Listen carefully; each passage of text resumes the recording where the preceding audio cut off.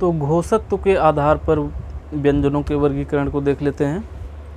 घोषत्व के आधार पर, घोषत्व के आधार पर व्यंजनों का वर्गीकरण देख रहे हैं। तो व्यंजनों और स्वरों का दोनों का वर्गीकरण हम लोग देख ले रहे हैं। तो देखिए, घोषत्व, घोष क्या होता है? घोष का मतलब होता है जब कोई भी वर्ण बोलते हैं तो स्वर तंत्रियों में जो कंपन होता है, घरघराहट जो होती है, कंपन होता है, तो इसी को क्या कहते हैं? इसी को घोष कहा जाता है। ठीक है, इसी को क्या कहते हैं?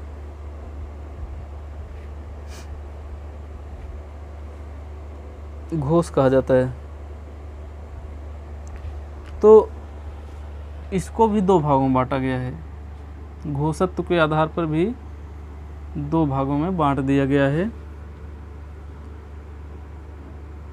अघोष और सघोष।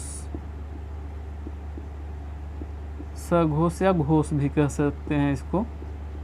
ठीक है, अघोष, सघोष। अघोष ध्वनियों को बोलने में स्वर तंत्रियों में नाद नहीं होता है, कंपन नहीं होता है। स्वर तंत्रियों में नाद या कंपन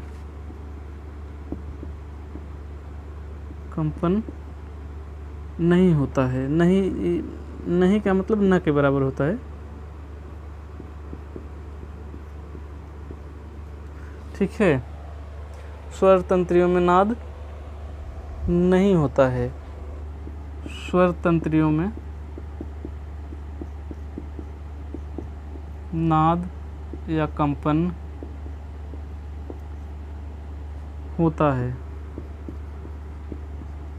ठीक है, घोष का मतलब, कहने का मतलब जो घोष है, कहने का मतलब जिसमें कंपन होता है।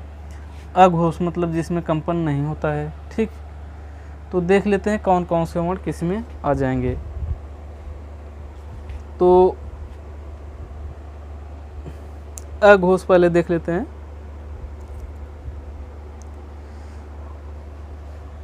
अघोष देख लेते हैं, पहले सघोष देख लेते हैं। सब मतलब जो घोष हैं उनको देख लेते हैं, इसके बाद जो बचेंगे अघोष हो जाएंगे। तो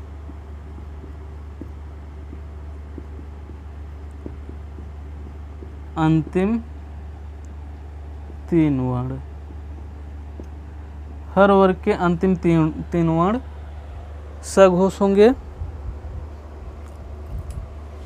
कहने का मतलब हर वर्ग के तीन वर्ण, जैसे क ख ले रहे हैं, क ख ग घ अंग, तो अंतिम तीन क्या हैं? अंत में क्या है? तीन, 1 2 3, ये क्या हैं? यही हैं घोष या सघोष ध्वनियाँ। अंतिम तीन, हर वर्ग के अंतिम तीन प्लस अंतस्थ प्लस अंतस्थ भी है। और क्या है? और ह भी इसी में आएगा। ठीक है, हर वर्ग के अंतिम तीन वर्ण प्लस अंतस्थ प्लस ह। अंतस्थ का मतलब होता है य र ल व, ये हैं अंतस्थ व्यंजन। ठीक है, ये हैं अंतस्थ व्यंजन। अब देख लेते हैं हम लोग अघोष। अघोष जब अंतिम तीन घोष हो जाएंगे तो जो बच रहे हैं, कहने का मतलब दो इधर के ये हो गए। कहने का मतलब हर वर्ग के पहला और दूसरा, हर वर्ग के पहले और दूसरे हो जाएंगे। इसके बाद स तीनों स, स स, तीनों स भी हो जाएंगे इसमें। ठीक है, तो ये क्या हैं? ये हैं अघोष ध्वनियाँ। ये अघोष हैं, ये सघोष हैं। ठीक है, तो अगर सभी वर्णों को देखें तो कहने का मतलब स्वर, सभी ध्वनियों को देखें तो इसमें स्वर को भी ले सकते हैं। जैसे इतने हो गए, तो घोष, स्वर भी घोष में आते हैं। सभी स्वर भी क्या हैं? घोष हैं। ठीक है, स्वर कहने का मतलब 11 स्वर हैं, 11 स्वर भी घोष हैं।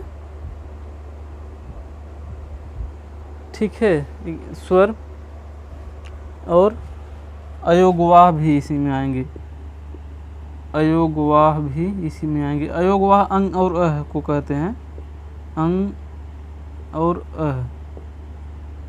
एक तो है अनुस्वार, एक विसर्ग है एक का नाम। ठीक है, अनुस्वार और विसर्ग कहने का मतलब ये भी इसी में घोष में, सघोष में आ जाएंगे। तो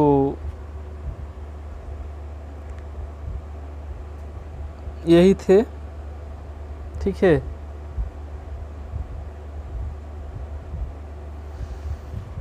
तो यही था घोषत्व के आधार पर, घोषत्व के आधार पर यही था वर्गीकरण।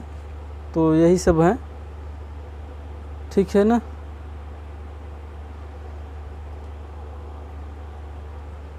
अंतस्थ का मतलब है य-र-ल-व, अंतस्थ व्यंजन है। और स्वर 11 हैं, अ से लेकर अ तक। अयोगवाह 2 हैं, यही जो सामने रखे गए हैं। इसके बाद है इसी में आ रहा है। इसके बाद 3 अंतिम, हर वर्ग के 3 वर्ण, तीसरे मतलब हर वर्ग के अंतिम 3। जैसे च छ में भी देख लेंगे तो च छ ज झ इ, तो अंतिम 3 क्या है? यहाँ से अंतिम 3 ले लो, तो अंतिम 3 क्या हो गए? सघोष यानी घोष।